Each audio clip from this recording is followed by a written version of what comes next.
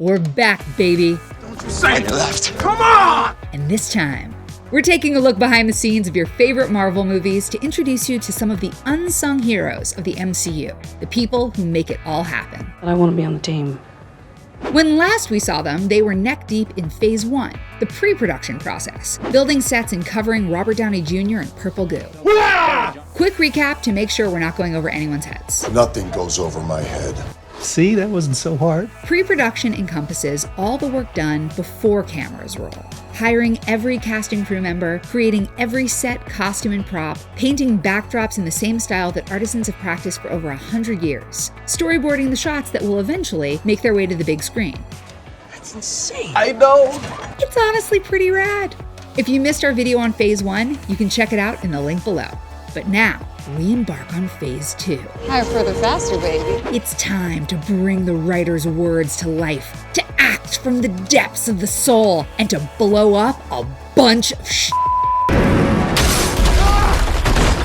Why's everyone always gotta mess with our man Tony?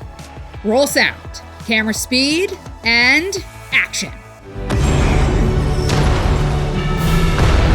This is how the Avengers were really assembled.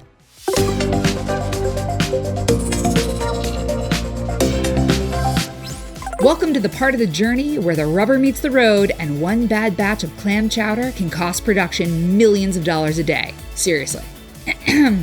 The production process is often referred to as a time of hurry up and wait. But not everyone gets to kick back and play Tetris. Movie sets, as we've said, are themselves massive moving jigsaw puzzles, and every person has a vital role to fulfill. Well, that's just as fascinating as the first 89 times you told me that. It bears repeating, because we'd love to shout out everyone from crafty to transpo. Sets also have their own language. Here's a quickie Rosetta Stone, a lesser-known Infinity cousin, on how to speak set.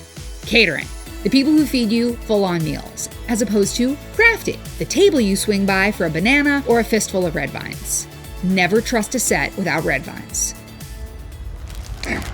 Grips. They're the ones in charge of building all the rigging for the lighting department. Things like lighting stands, flags, and all kinds of things that lights might hang off of.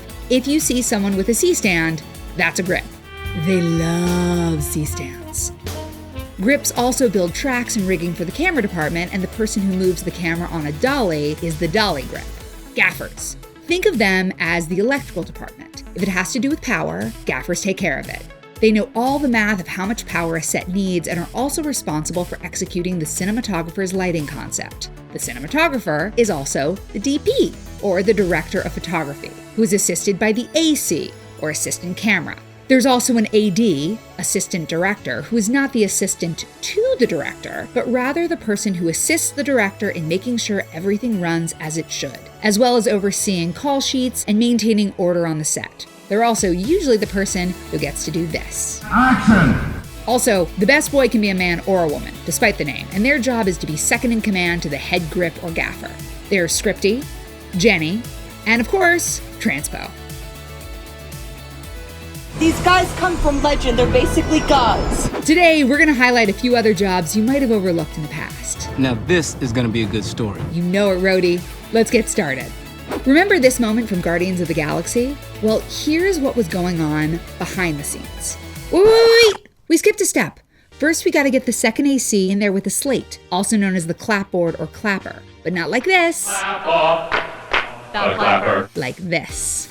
Now, that happens to be a big-ass clapper, but no matter the size, it's always doing a big-ass job. If everyone doesn't have a universal mark, the sound and picture won't sync, and this will end up looking like a badly dubbed kung fu movie.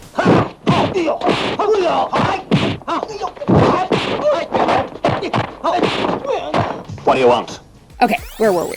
Ah, yes. Do you see what we see? Extras, stunt performers, a camera operator guiding the jib arm, the work of innumerable lighting, costume, and set designers. You see that? Yep, that's a grip holding a key light.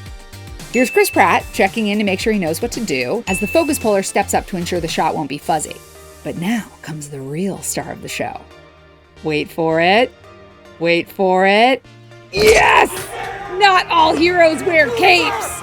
Some of them are the Steadicam ops and dolly grips who capture all those rad Black Widow moves. And let's not overlook this guy. Just think, you too could be the person who catches Natasha as she dives off screen. Mad respect for that Keanu-esque no-touch too, dude. Now, let's take a look at this scene from the Avengers. Not a Hulk or Hawkeye in sight. Instead, you've got stunt drivers, dozens of extras, multiple camera operators with their seconds making sure that they don't trip or slam into anything, focus pullers, the set still photographer, and not in the shot but whose work is just as evident, the second assistant director who oversees all of those extras, the production designers who made Cleveland look like New York, and the location and production manager who got this street shut down in the first place. Because that's what heroes do. Now it's time to heap some praise on one of those jobs you only notice when someone does it really badly. That's right, the boom operator. The boom operator is part of the sound department, and if you think they've got it easy, just consider this. Before boom mics, actors had to keep perfectly still, with microphones concealed around the set in places like flower vases. Now, there are competing histories as to who really invented the boom mic, but our personal favorite credits Dorothy Osneron with thinking on the fly so Clara Bow could move freely around the set of The Wild Party. You guys, he's still just standing there, holding it up. Still. I mean, booms only weigh like 3.5 pounds, but 3.5 pounds over your head all day. Every day? Oh, yes, finally he put it down. Thank goodness. Sir, we salute you. Now, what about this behind the scenes look at Thor? What do you see? We've got a camera operator with their second guiding them, Chris Hemsworth, of course, stunt performers capable of fight choreography. Oh, hey, look! There's a second camera crew on dolly tracks. But what we need to talk about is right here. That's right. It's time to give it up for the extras, and we don't mean the gag reel. Without the doctors wheeling a patient on a gurney or this lady with her arm in a sling courtesy of the prop department, would you really believe Natalie Portman is in a hospital in New Mexico? What's a palace on Asgard without your royal guard or subjects? Yeah, being an extra is exhausting, boring, and thankless. You'd be yawning too, sister. Can we get this woman a touch-up? Pro tip, if you want to find the hair and makeup person on set, look for someone carrying a large see-through plastic bag. The better to search out tiny lip pencils and powder puffs. But the real telltale sign, they're the ones with a box of tissue at the ready. The box of tissues is always the giveaway. Actors must get a lot of boogers. Who knew? And why is this woman undressing Glenn Close? Is it because Glenn is a stone box? Well, yes. What can I say? But also, she's probably with the costume department and they need to make sure that that wily little vixen Close doesn't go taking wardrobe souvenirs home in case they're needed for reshoots. That is your business. Now I have other matters to attend to. And speaking of wearing, did you ever watch an Avengers movie and suddenly get a deep hankering for some finely crafted Australian underwear? If so, that's thanks to integrated marketing, also known as product placement. Wait, hold up. As far as I'm concerned, that's America's ass. Yes, it is. Swaddled in the finest craftsmanship our mates down under can offer. You're imitating the God-Man. Now, movies have always needed props, but when marketers realized they could reach millions of eyeballs with a well-embedded cameo, product placement was born. And it's made all the more potent when you partner with a recognizable and beloved star, giving whole new meaning to the term, sold American. That is America's ass.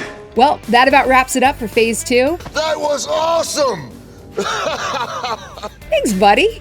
We look forward to seeing you next time as we dive into Phase 3 of who really assembled the Avengers, post-production. If there's anything we missed or you'd like to know, please hit us up in the comments. And remember, There's nothing that can't be explained. we'll see you next time.